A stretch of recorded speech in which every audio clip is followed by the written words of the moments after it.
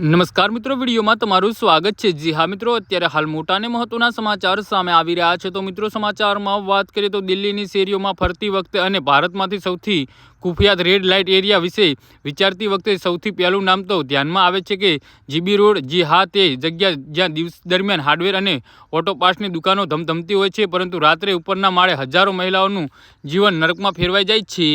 શું તેની પાછળ એક વ્યક્તિ અને સિન્ડિકેટ છે જે પછી ફક્ત બ્રિટિશ યુગનો કાળ ડાઘો છે? આજે આપણે જીબી રોડના રહસ્યમય ઇતિહાસને ઉજાગર કરીશું, જે સદીઓથી જૂનો છે અને હજુ પણ મહિલાઓના હરાજી કરાયેલા ગૌરવ સાથે પડઘો પાડે છે। જીબી રોડનું પૂરું નામ ગ્રાસ્ટિંગ બેસ્ટિયન રોડ છે, જેનું સત્તાવાર નામ 1966માં સ્વામી શ્રદ્ધાનંદ માર્ગ રાખવામાં આવ્યું હતું। તે દિલ્હીના જૂના શહેર શહજાદાબાદમાંથી અજમેરી ગેટથી લાહોરી ગેટ સુધી ફેલાયેલો 800 મીટર લાંબો રસ્તો અને રેલવે લાઇનની બાજુમાં આવેલો આ રસ્તો દિવસ દરમિયાન એશિયાની સૌથી મોટા હાર્ડવેર બજાર તરીકે ઓળખાય છે। કારના ભાગો, મશીનરી અને પ્લમ્બિંગ સપ્લાય અહીં વેચાય છે, પરંતુ રાત પડતાની સાથે જ ગ્રાઉન્ડ ફ્લોર પરની દુકાનો બંધ થઈ જાય છે અને ઉપરના માળે આવેલા 100થી વધુ વેચાલયો જીવંત થઈ જાય છે। એવો અંદાજ છે કે અહીંયા 1000થી 4000 મહિલાઓ અને છોકરીઓ રહે છે। આ છોકરીઓ નેપાળ, બંગાળ, કર્ણાટક અને ઉત્તર પ્રદેશથી લાવવામાં આવે છે।